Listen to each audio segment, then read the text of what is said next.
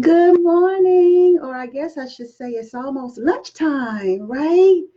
Hi, everybody. Hello, hello, hello. Happy Monday to everybody. It's your sister, your friend, your Relationship Solutionist Suzette Vearnon. And I'm here, as I am every Monday around this time, to give some post episode commentary from my Enough Factor podcast. I release a new episode every Sunday, and I thank those of you who have become a part of my extended community. I want to holler or shout out to my Enough Factor Connect Enough Warriors. Woo, woo, woo, woo, woo, woo, woo.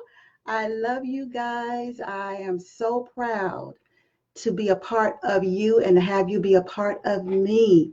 And also those of you that have been joining me regularly and some new faces uh, for my post episode commentary, which I do off the fly. Every now and then I'll have some notes when I want to really make sure I hit some key points.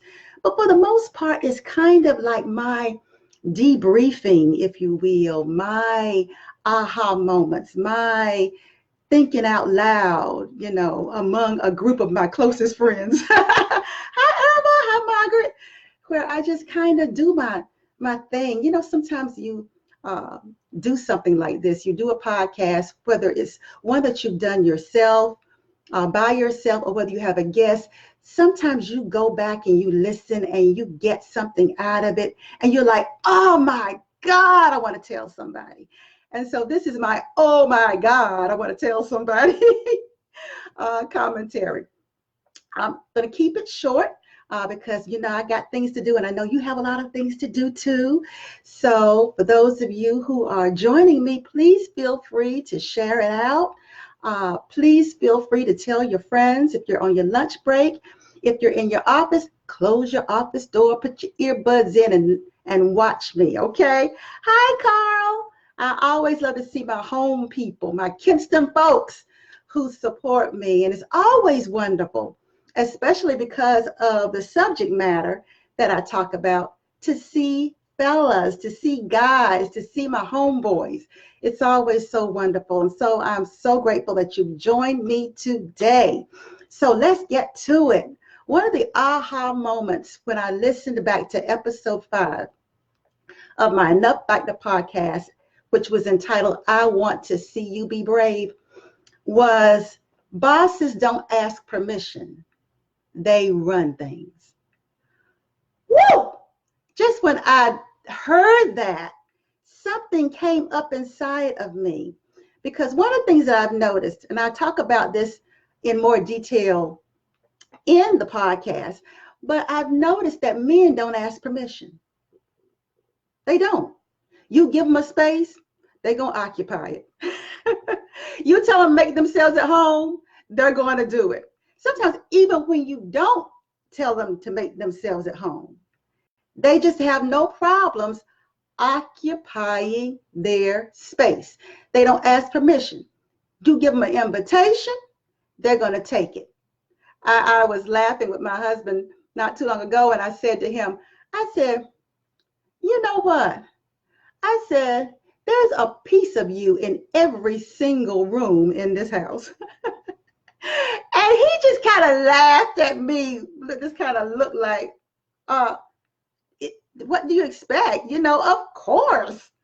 And there is an of course to men that I really admire and kind of envy to a little bit, because we women were socialized a little differently, most of us, to ask permission, to be polite, to try to make sure that we don't exceed whatever boundaries have been set for us, lest we should offend somebody, upset somebody, whatever.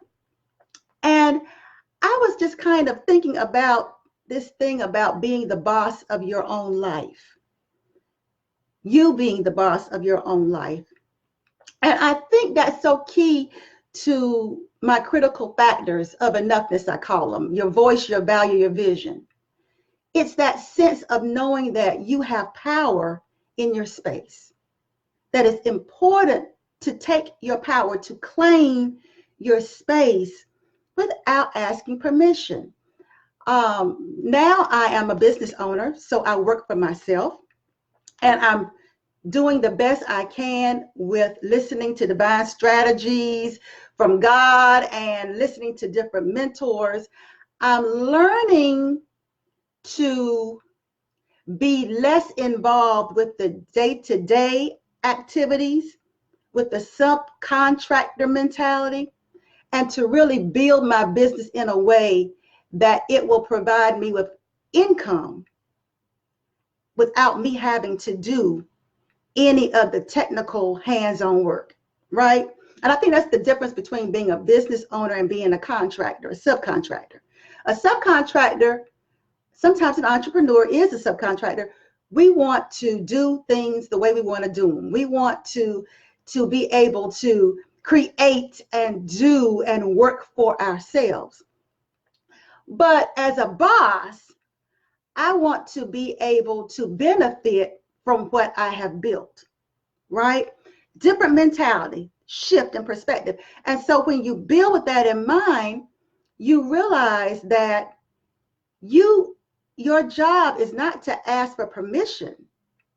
Your job is to be the visionary, to be the overseer, to set the course, to make things plain. And I think that is so key in our own lives. So many times we give our power away because we wait for permission to be who we are. We wait for permission to be brilliant. We wait for permission to ask a question. We wait for permission. And I know how it can be because many of us, if you're like me, we grew up in situations where my parents grew up in an era which they, built their home the same way. What goes on in this house stays in this house. Look but don't touch. Hi, Jenny. Look but don't touch. Children should be seen, not heard. And when you grow up in that kind of environment, you really grow up feeling like you have to ask for permission.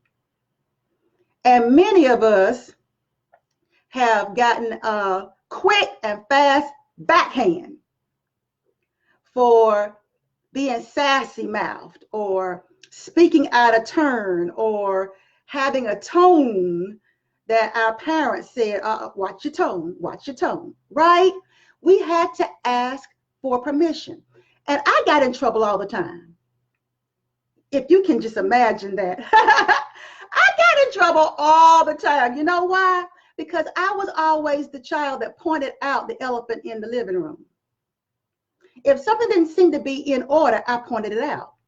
If something seemed to be off, I'm like, that doesn't look right. What you're saying and what you're doing are two separate things, which you can imagine did not go over well in my household and did not go over well in my church.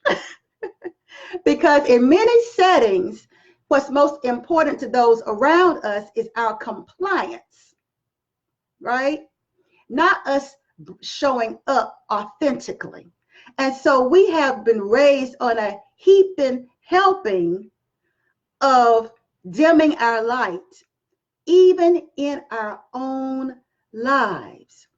So part of being brave for us is not necessarily overachieving or high achieving or high performing, right? Because for many of us, that's our default setting when we don't want to really deal with what we really need to deal with. When we're trying to avoid what's trying to tap us on the shoulder, what life is trying to make us wake up and look at.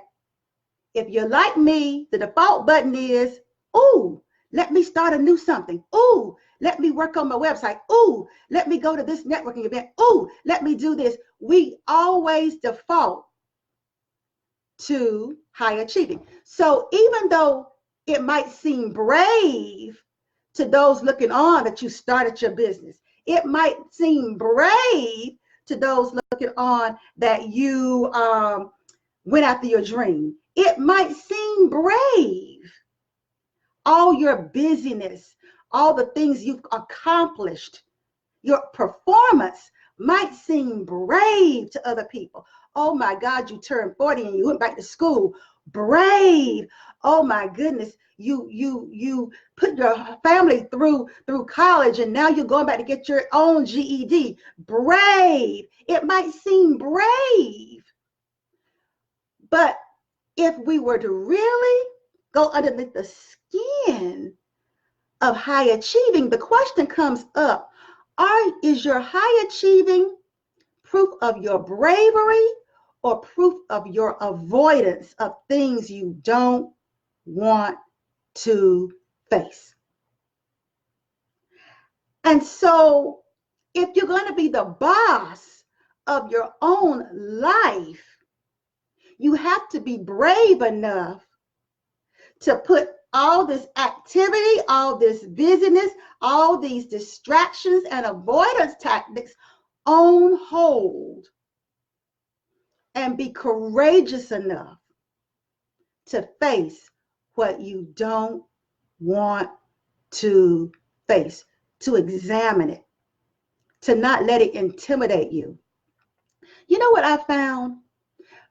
The more that I've avoided things in my life, the bigger they've gotten.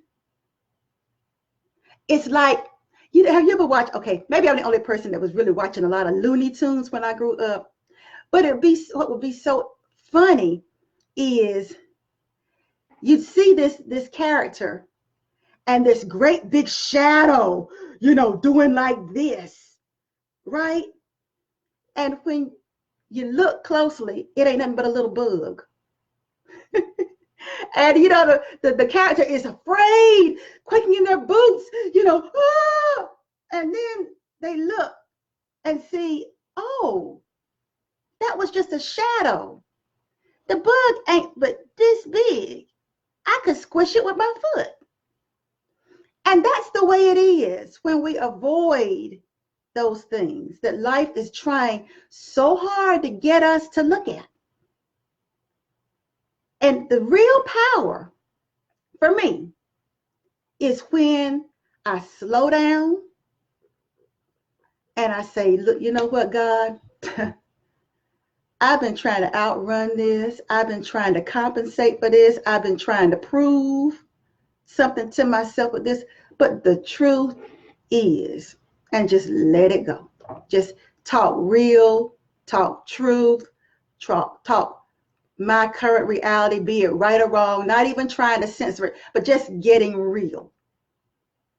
And I found that in my getting real moments with God, I have found his response to me to be one of pride.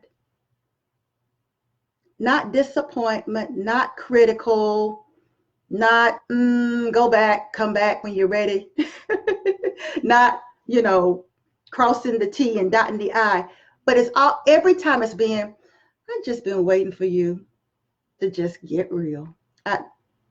I just been waiting for you to come on with it and just get real. And that's when I find the grace to help. That's when I'm finding that his strength is made perfect. It's not about me trying to perfect my own strength, but it's when his strength, his divine strength, that divine attunement to him, that divine inner knowing, it's like something liberating happens when I expose whatever it is that I've been intimidated by to the light. That's when I feel most relief and most affirmed by who I am and my enoughness.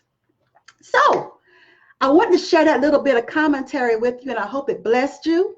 If you want to hear the full episode, then the link to that episode is in the description. you know. And if I want to get real cute and savvy, since this is a Facebook Live, the description would be what? Up there. My description up there. So, okay, that made me seem like I was really smart, like I was really looking up there. And y'all know how it works. But anyway, I invite you to really listen to it because I really feel like it's some of my best, most in tune, most insightful sharing. I really, really do. And I also invite those of you, some of you are enough warriors, but I ain't heard nothing from you. Hint, hint, in the enough space, you ain't been bringing none of your lusciousness to the enough Factor Connect space. You know who you are. We want to see you over there. Those of you that are already enough warriors, we want to hear your voice. You're valuable. We want to see your vision. You know, we'll experience you. Then for others of you that don't know about it, I do have a community. We're new and we're growing. And I think it's one of the best groups I've been a part of, if I must say so myself. Some quality people over there with great insightfulness, but the strength of vulnerability and honesty and realness. I love it because that's the vision that I hold for that group. And so I'm infusing it with that. And those of you that have become a part of it are helping me by you infusing it with your isness, with your enoughness, with your point of view, with your value, with your vision, with your voice. So if you'd like to be a part of that, you are invited. Again, the link to Enough Factor Connect is right in the description, or you can just type Enough Factor Connect in the search box of Facebook, and we will be there. There's this really beautiful, diva-licious girl with her hair to the side, and you'll know you're in the right group. I'm building slow and I'm being very intentional because I want to make sure to protect the integrity of that group. So if you are looking for something authentic, if you're looking for a group where talking is important, sharing is important. I like the likes, I like the love, but there's nothing more powerful when a person posts something than for you to respond back to them. It affirms them in a way that a like and a love and an emoji and a gift does not. So that's a very huge emphasis of the group. And I realize there are some people that are kind of filling it out before they jump in. That's okay. But at some point, the integrity of the group dictates that if you're going to be a part of it, talking, sharing, acknowledging your sisters. I call them the Dora Milaje of enoughness. We warrior women, we don't leave the other women behind. So if you want to be a part of that kind of cohesive, authentic online community, then Enough Factor Connect is the place to be. So thank you all for listening, and I want you to make this a fantastic Monday. I love you, and imparting, in case nobody has told you that this today, you are enough. Bye.